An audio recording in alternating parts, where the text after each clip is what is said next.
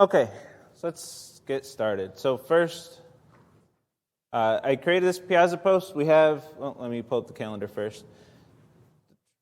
So we have review week next week. We have deployment with Docker Compose is kind of the term of these lectures, but really I talked about everything I wanted to talk about that. So I'm going to, today and Friday, just kind of do a hodgepodge of topics that I think you'll find interesting that are at least somewhat related to deploying and web apps in general. But next week we have just review. And usually whenever I do review, I haven't done like straight up review in forever. Mostly because I don't have required final exams in any of my classes, and no final exam at all in this class. So whenever I do review, students are usually quite bored because there's no reason to really pay attention. Either you already know the stuff or you don't care enough to learn it the first time, and there's no exam pushing you to learn it.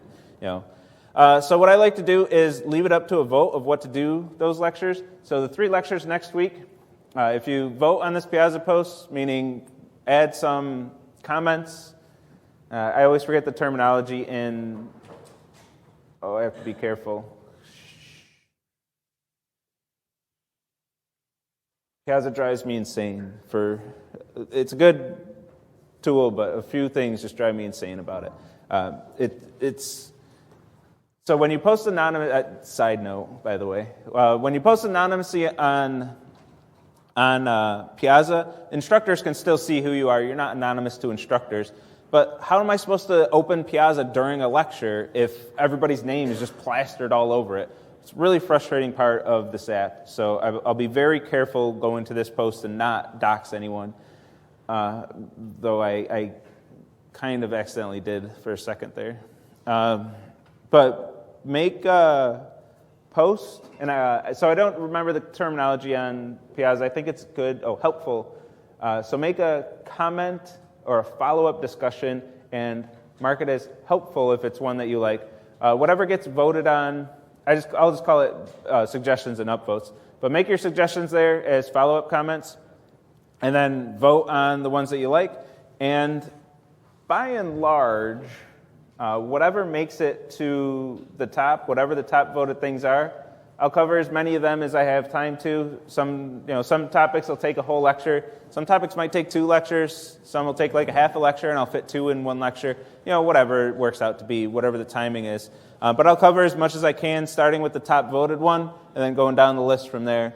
I say within reason, but I have not once had to veto anything. Never have I gotten something to the top where I said, no, that's outrageous. I can't do that in a lecture, and then had to skip it. So if you want to take that as a challenge, go for it. To get something that I'll veto would be an accomplishment. I never had to do it before.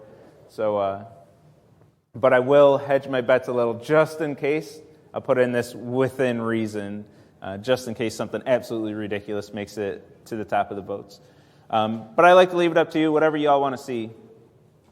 That's what we'll do next week.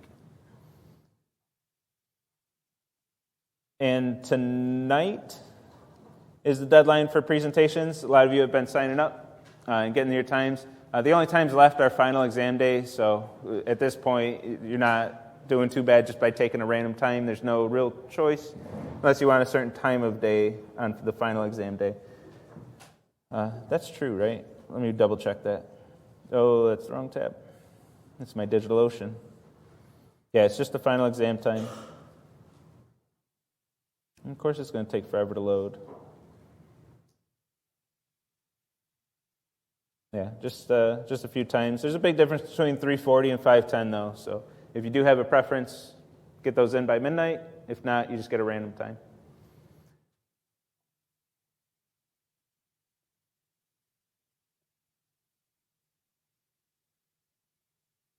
Oh, Trevor. I want to argue with you, but I have other things to do. So that's where we're at. And then after that, it's all project presentations. So really, there's today and Friday. Those are the last 2 lectures really within my control, since I'm relinquishing control next week. And the week after that and final exam time, that's all your presentations. So this is the last few lectures. So let's get on with it. Let's talk about the last few things that I want to talk about? Let's talk about politics. Ooh, that one might have to get vetoed. I don't want to get fired. We'll see how the voting goes. Oh boy. All right, so let's talk about some things. I have this server. We'll talk about this in a minute. You just saw me setting this one up. But before that, I want to talk about something that we sort of brush up on in this course. In homework 3, we do some video streaming, and we do it with WebRTC. We do live streaming as a peer-to-peer connection. And one thing that I kind of avoid, not on purpose or anything, but avoided all semester is talking about a server that's streaming to users, which is the more common case, I guess, depending on what you're doing. But if you go to the two big examples that always come to my mind is Twitch streaming and YouTube streaming, where you go somewhere and there's a streamer broadcasting their content to you, and you just, you consume their content, and usually there's a chat window. On the two examples I explained, there's a chat window where you can chat with other users. So I want to talk about the architecture of how that works a bit, and talk about some of the protocols and things that go into that. So the first thing, let's go to Twitch first. I think that might be the way to do this. Let's go to Twitch. Is it the Wi-Fi that's slow? I feel like everything's slow right now. It is? Damn it. I need some Wi-Fi. Let's go to the network tab. And when let's mute this before we get blasted with some crap. So, I don't know if it'll load. Well, we'll lose the visuals, but it's not core to what I want to explain. So if we lose the live demo on Twitch, that's fine, I guess.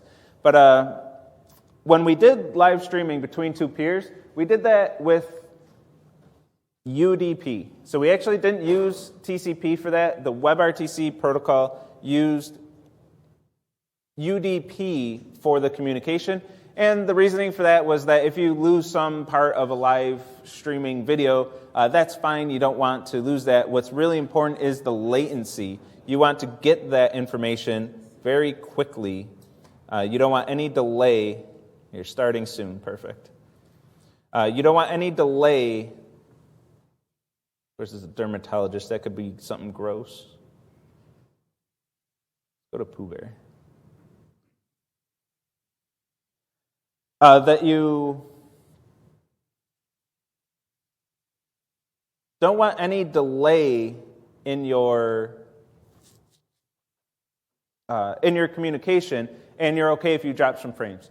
But that's actually not true when you're streaming in this fashion. We overload the word streaming. When you're streaming like a video call between two people, that's all true. You don't want any delay, and you're okay dropping a few frames. But when you're watching a streamer, when somebody's streaming their content to a large group of people, you actually don't care about latency as much. Like, you want it to be effectively live, pretty much live. But if there's like a 5-second delay, like, that's fine. That nobody's going to care. Nobody's really going to notice a few second delay, which we can't tolerate when it's a video call. If it's a two-way communication, you can't tolerate that much delay. You can't tolerate even like a few hundred milliseconds of delay. But with this, we can have delay. And we can take advantage of that fact that we're okay with that and use TCP. So streaming on YouTube, streaming on Twitch, it's all TCP. We're not using any UDP protocols. And as you can see, it's a whole lot of AJAX calls, which are getting more chunks of the video, requesting it using TCP, getting our assured connection. We're sure that we're going to get the entire video when we make that request. And then getting that chunk, playing that chunk, requesting the next chunk, and having a way to manage all of those chunks of video. And we're making requests for these URLs with all kinds of encodings to make sure we get the exact right piece of video from the video hosting server. So that's how our streaming is working on a site like Twitch. And if I can find where I am, if I sort this by status code and get all the way back up here, you can see how many requests. Look how many requests it takes to stream video, as I guess we would expect. And if I get right here, if I go to Twitch chat, oh, If I go to these 101 response codes and go to Twitch chat, this is actually over WebSockets, and I can watch the messages being sent. I guess it's the other one. Being sent in chat. Can I? Oh, there we go. And I can see all the messages being sent in the chat. I can see how they format their messages, how they structure their messages. If you're really interested and you want to write some code, you can actually get every message in here. So if a message is auto-removed by an auto-mod, you can see the message come in, and then you can see the auto-mod message that gets sent from the server. You get the auto-mod, this message has been removed, and then in front-end code in JavaScript, it'll remove that message from your feed.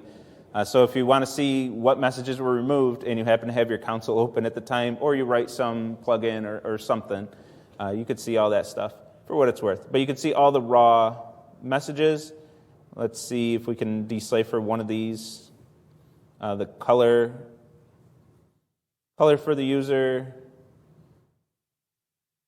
name underscore. Is that actually the username? Is that the one I picked on that for this? The username of literally underscore. Some subscriber information, whether they're Twitch Turbo or not, their unique ID, user type, and finally their message. They messaged hashtag Grand Pooh Bear OMG emoji. And it says this is a private message, actually. That doesn't seem right. There's no way you can see private messages like this. That's got to be to the whole chat.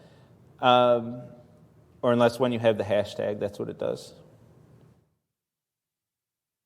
Baxter, is that you? Bark twice if you're in Milwaukee. That's a perfect one.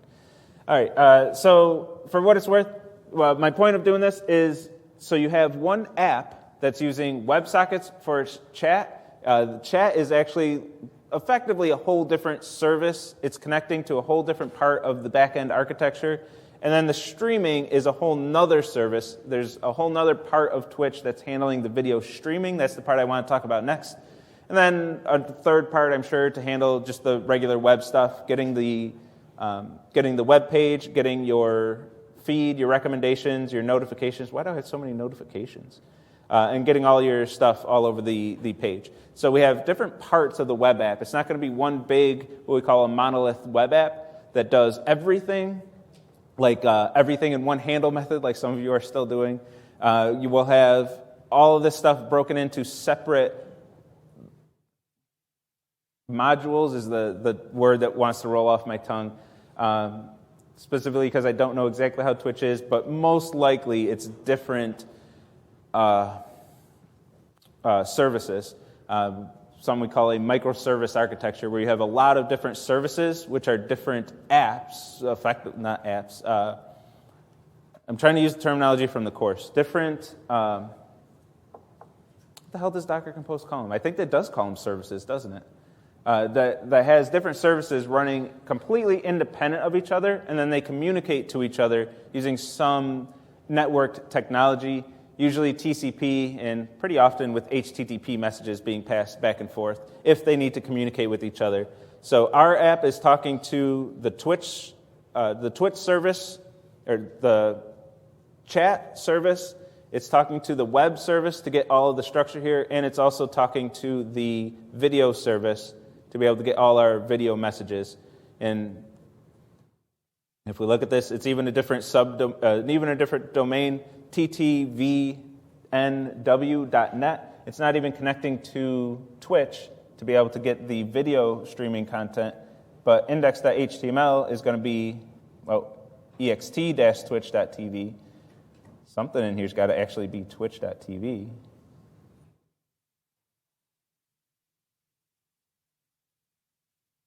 Scorecardresearch.com, tracking me so they can sell me shit. Scorecard Research, again. Oh, that's my username. Yeah, nothing even from Twitch. There is something in here, but I'm just not finding it. Oh, because I'm sorted by response code instead of waterfall. The first one's got to be. Yeah, twitch.tv. So even different domains for each of the different services that we're connecting to. But a lot goes into a site like this to be able to get the one seamless experience. There's a lot of architecture going on in the back end. And each service is certainly talking to other services. There's one video endpoint. I actually saw it while I was scrolling through here, where get to the video stuff. Just by the name, this is Video Edge. I'm speculating a little bit here, but almost certainly it's a pretty strong speculation. Video Edge means that that's an edge server. That's what we connect to. And then that edge server is going to communicate to other servers internally, more internal to Twitch, that we don't directly access to actually get the video and serve the video that you want. But this is just an edge server that we're interacting with. So a lot of complexity to build an app like this. Modern web apps are ridiculously complex.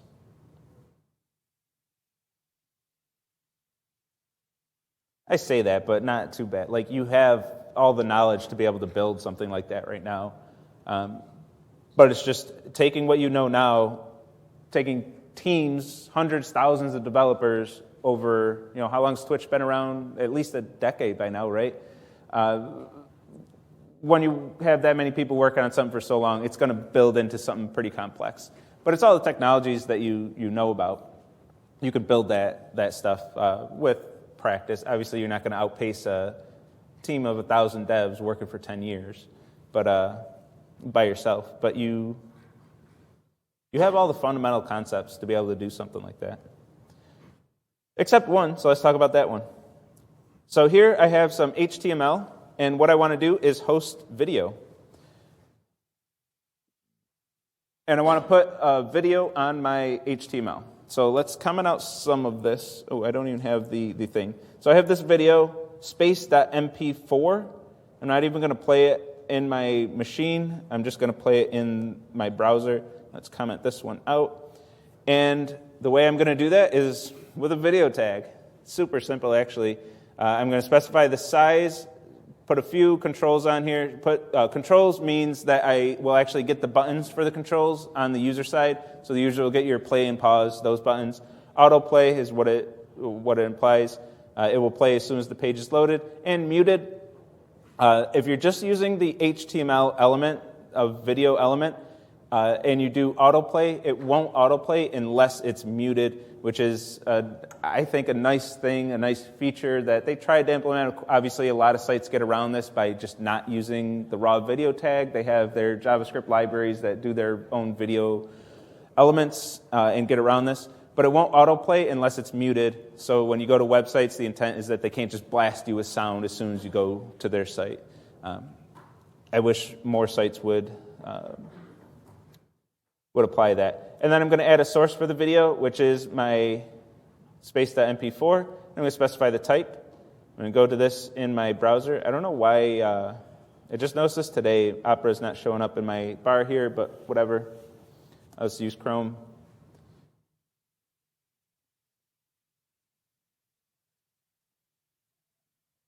And there's my video. It doesn't even have any sound. I forgot about that. And there's my video. It's playing in the browser. I have my default controls. This is what you'll get if you just use the default player for your browser. Actually, let's do it this way. I think I can just do this, do this, do this.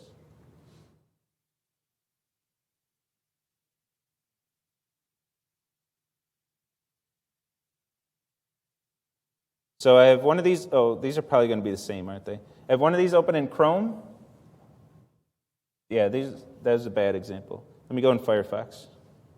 They're both Chromium browsers, so it's going to be the same. But let's go to Firefox, new window.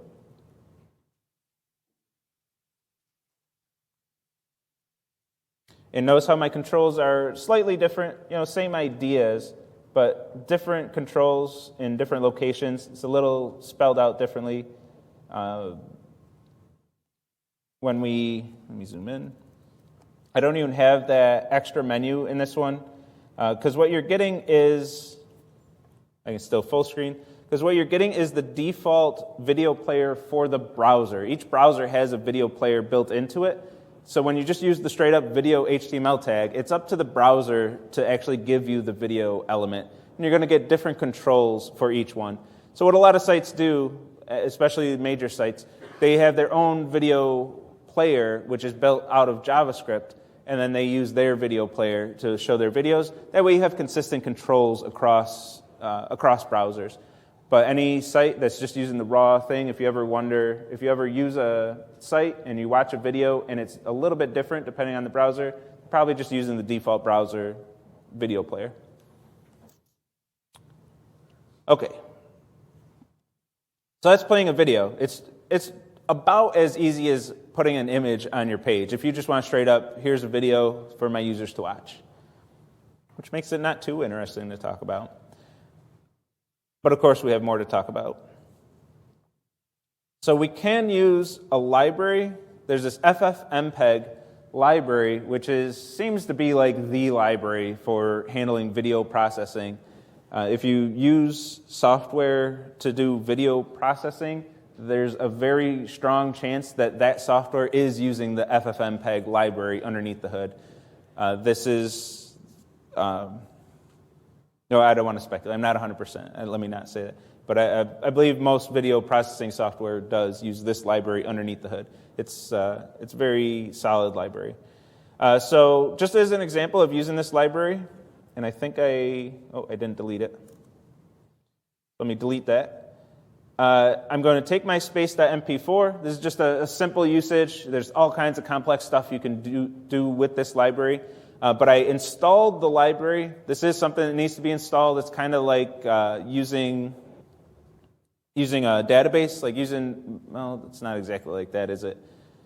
I'll stick with that example, though. It's kind of like using a database. You have to install the database and then use the code use that in your code. So FFmpeg, not only do I have to download this with pip, but I do have to install FFmpeg on my device as well. Because the library, and I'll get a little bold here, I'll try to dig into this. Well, let me explain this code first, and then dig into it. But let me explain the code for a second, because there's only a few lines. Let's get this out of the way. I'm going to grab my space.mp4, I'm going to flip it horizontally, and then I'm going to save that as output.mp4, and then run the thing. What this library is doing, when I run the thing, hopefully we can get there. I haven't dug through this, like I said. But this is a good example of doing reports for your project, I suppose. It's calling, no, that's the definition of it. And then, that was easy. Run async.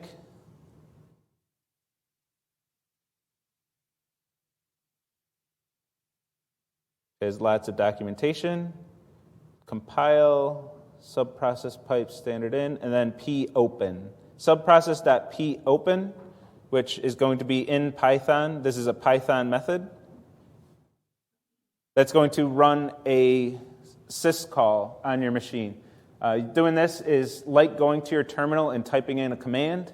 It's the same idea. We're calling a process from our code, so we're invoking another process just like we would via the command line, and then controlling the inputs and outputs, grabbing standard in, standard out, and standard error, and then handling that for all of our, whatever the FFmpeg is outputting, we can display that to the user or whatever we want to do with it.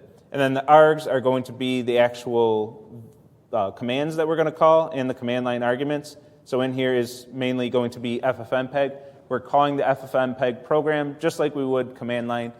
This is the same way we would do it with OpenSSL. If we didn't go to the command line and we imported a Python library to call it, that Python library is going to make a syscall in a very similar way to be able to call the actual program. So FFmpeg, if it's not installed, this is going to throw an error. It's going to say, I can't find this program, and then you're going to get that error in your console. So this has to be installed first.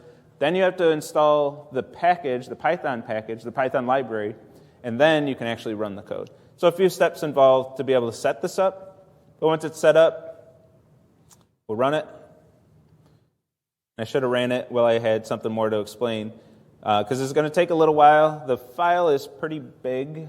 I forget how big. Oh,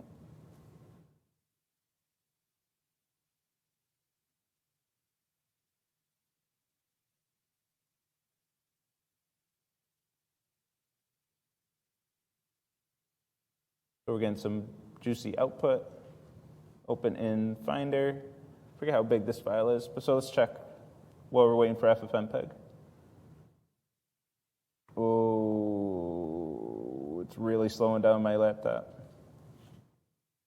My laptop doesn't like to do video processing. I think any Mac laptop doesn't like video processing.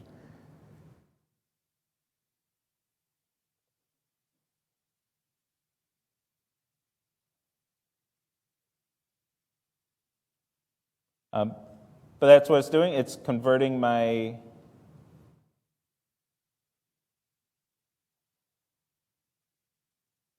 space.mp4 into a new file. There it goes. Now that it's done taking up all my CPU, let's see if we can get Finder open.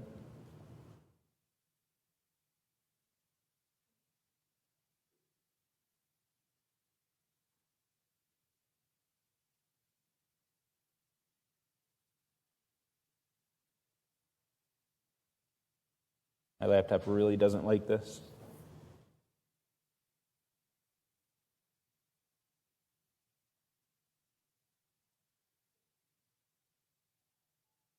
Oh, yeah, I can't hear it, but it sounds like a spaceship down here about to take off.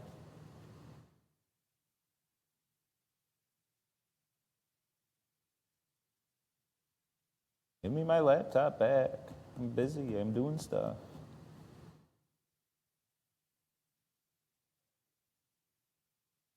And I open the file in PyCharm too, so PyCharm's going to try to display all these non-ASCII characters to me as part of the problem.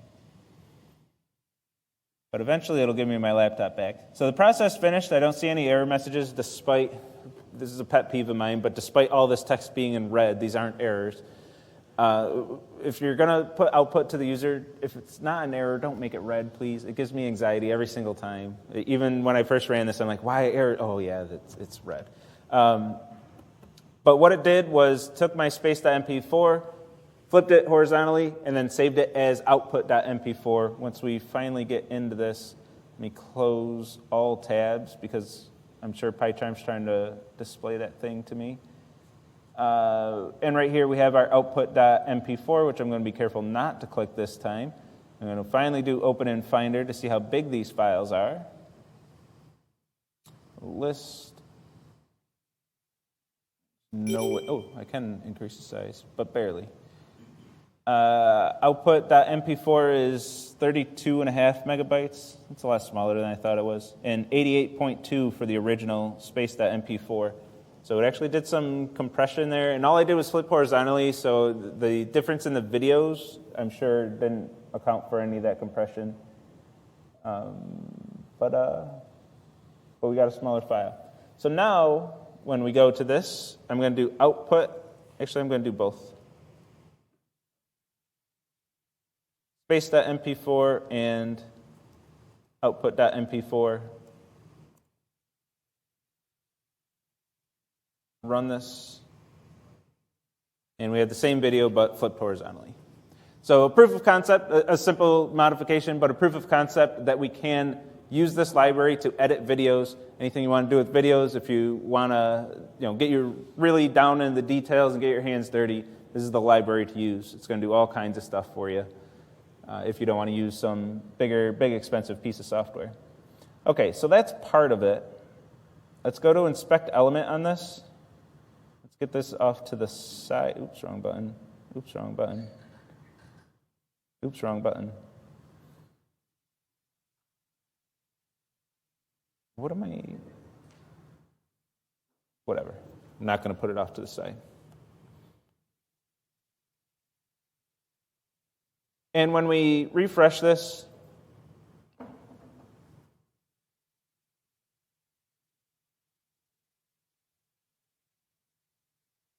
we're going to see our requests.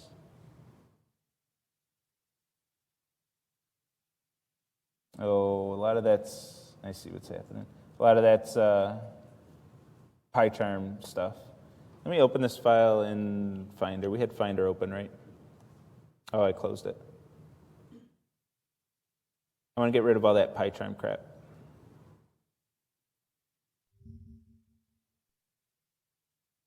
Oops. Oh, man. The simple mistakes.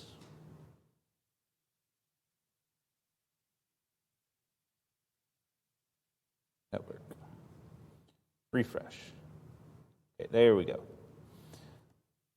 So when we take a look at this, we can see that we got our space.mp4 and a few output.mp4s, and another space.mp4. So the browser is actually pretty sophisticated. If you just dump a big old MP4 file into your code as the source of a video, and we saw that this video is, at least the one on the left, is over 80 megabytes, which isn't huge, but it's pretty big. But when we refresh the page, it starts playing immediately. There's no delay. You can't perceive any buffering or anything there. So if we take a look at this, and take a look at what happened here, I expected more headers there. I'm not even opening it through a server, so maybe that's why I don't have more headers. And we can't get anything interesting there. But if we look at the size, we're going to get some weird things going on here. I don't know if the console is going to back up what I'm saying, so I'll just have to say it. But the browser will buffer the input. My file system in this case is going to send the entire file like as fast as it can or as fast as it wants to. And the browser is going to be smart enough to see that this is an MP4, it's a video, the user probably wants to get the video playing, and it's going to be smart enough to read a chunk of it and start playing the video before it fully reads the thing. So the browser itself is going to buffer our one big file and just display it in chunks for the user, for a good user experience. So we actually get some pretty good functionality. But there are cases where we want to handle that ourselves on the server side, because the server is still just sending the entire file, and then the browser's reading it pieces at a time.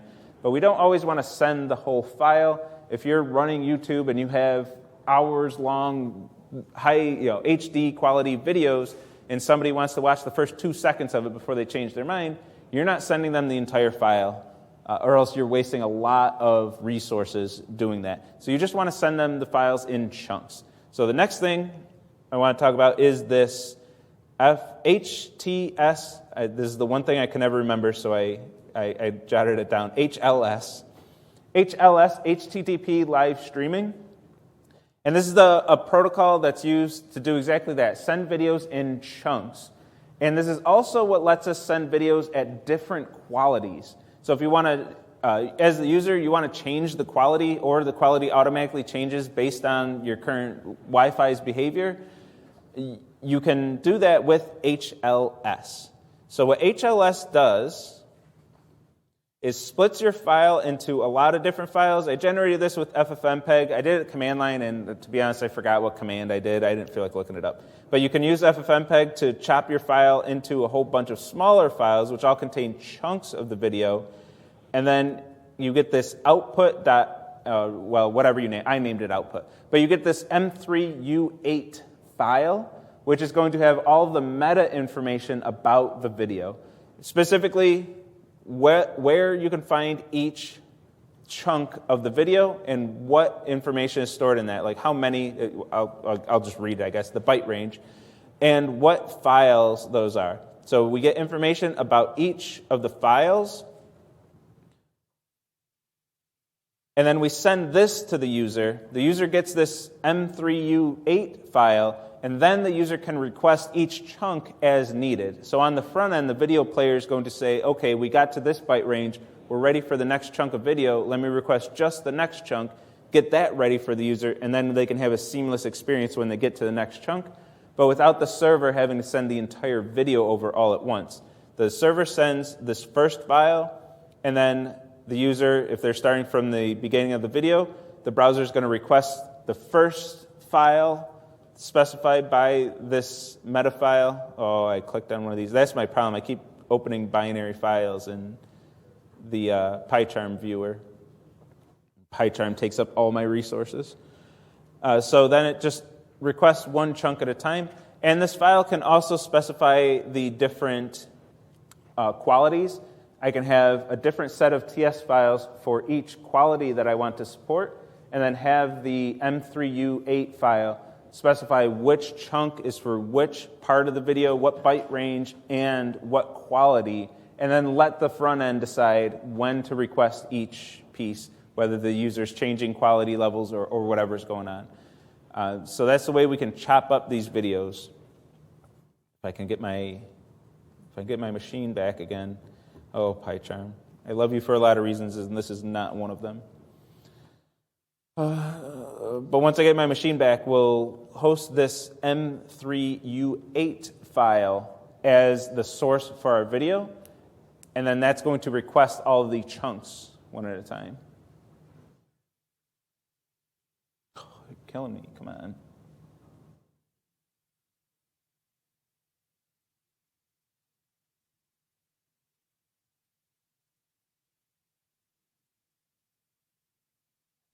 I guess I could do it just front end.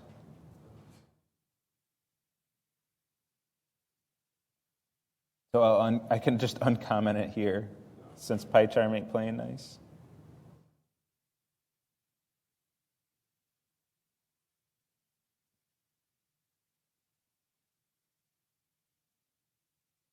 Never trust your users. They could change all your front end.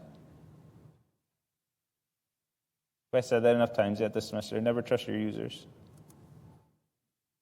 So I'm going to do the same thing. I have a video tag, except this time my source is going to be that output.m3u8 file. I'm only specifying that one meta file, and then the user is going to take that, or my browser is going to take that file, read all the contents, and then request the appropriate TS file as the video plays.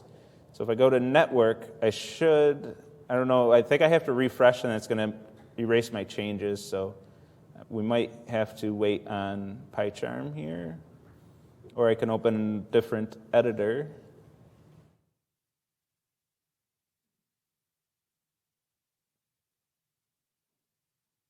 What's the quickest way to do this?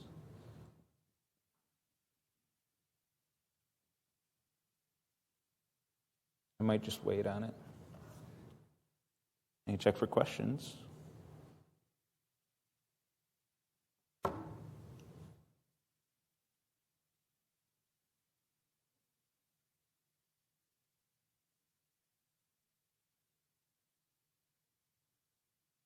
Okay, I'm too impatient for that.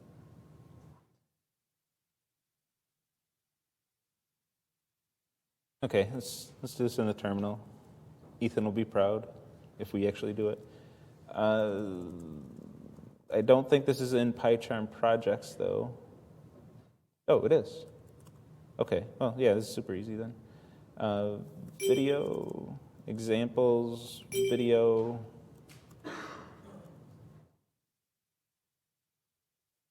And then Ethan's mad again because I'm going to use Pico. Index.html. Or should I? You know what? Just for Ethan. We'll do this one just for him. VI sucks is the difference. VI doesn't suck. It's a wonderful tool, but it's got a steep learning curve. It really takes a long time to get good at it. Where Pico and Nano, they're just regular text editors. And I don't know all the shortcuts, so I'm going to hold my arrow key to get to the end of the line.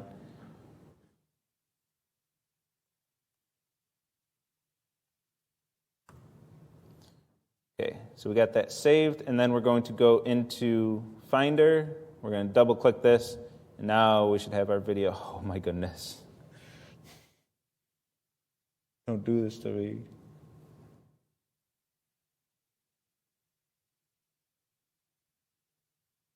This is a modal window.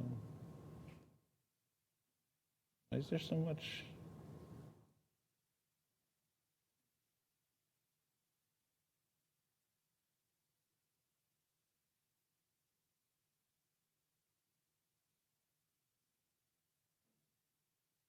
What? Did I mess up the code here? Oh yeah, and I forgot to mention there is difference here in setting up the video.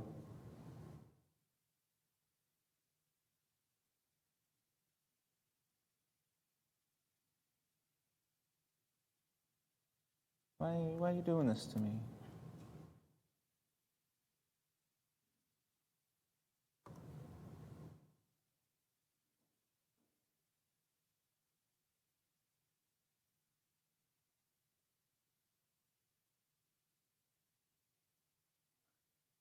PyCharm still isn't control back. But I don't need PyCharm, but why? Format is not supported. The format is definitely supported. I mean, I say that, but unless we lost support since last semester when I did the demo, there's no reason that it shouldn't work. No, because I did it this morning. I tested this morning. It was definitely playing.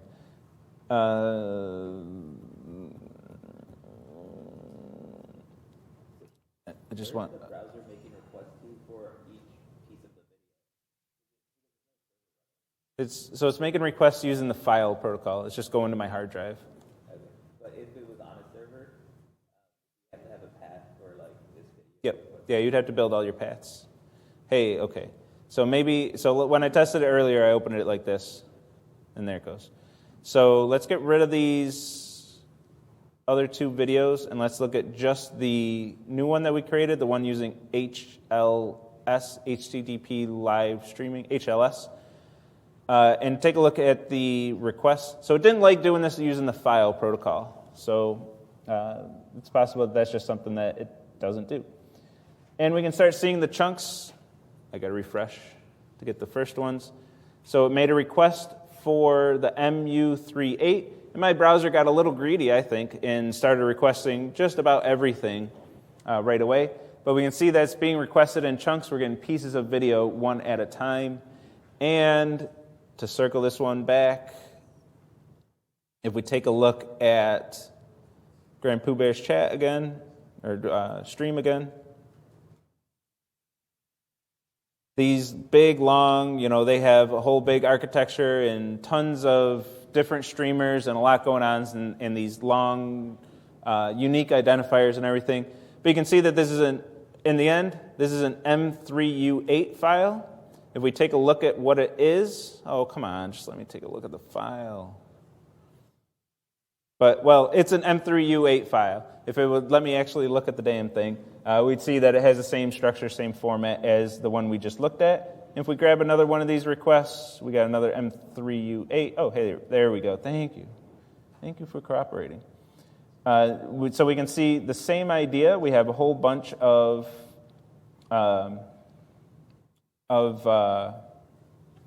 information about the chunks of video. And you can see, more to answer your question, instead of file names, they're going to be URLs for the path where each chunk of video can be requested, and each one is going to be a TS file. And if we grab another one of these, hopefully this time we get a TS file. And we did. We got a TS file. So it's doing the same exact thing we just saw there. We get one file full of meta information, and then that one says, hey, here are the TS files where you can get your chunks of video. And that's exactly how we're doing streaming. And fun fact, I believe YouTube probably does the same thing, a similar thing. But Twitch, if you're watching a live stream, it's actually all the same protocols as if you're watching the VOD. So if you watch a video after the fact, it's the same thing. When a streamer streams on Twitch, and this one I always forget too, it's my other note, RTMP, Real-Time Media Protocol, I believe it is.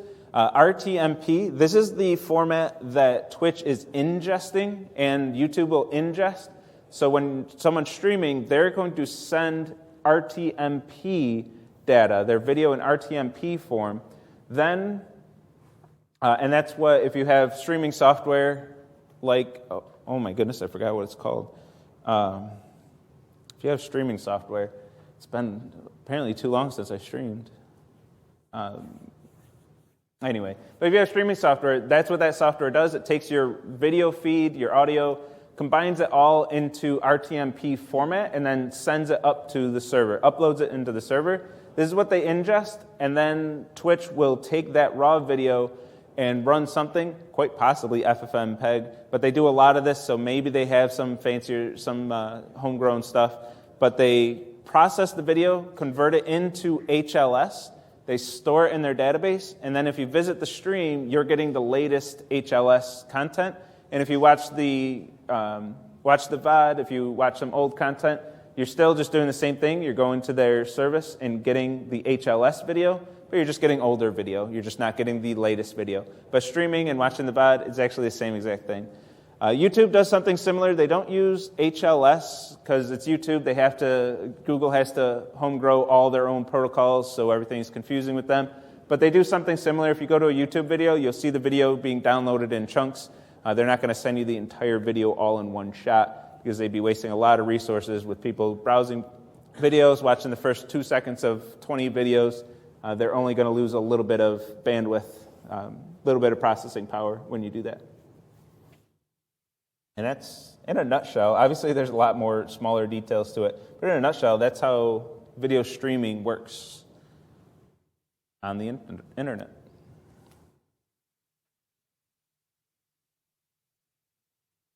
OBS, thank you. I was completely blanking on that. OBS, so if you fire up OBS, which is streaming software, that'll take all of your inputs, all your video, your audio, your desktop, everything, however you got it set up. It'll cram it all into one RTMP stream and upload that to the server. And then by the time the users download it, it'll be completely different format. It'll be an HLS if you're streaming on Twitch, or YouTube's super cool, awesome Google protocol that they come up with. I don't know, they come up with a lot of protocols, but if you're watching on YouTube. Any questions about any of this? Who thinks I should add RTMP ingest and HLS down?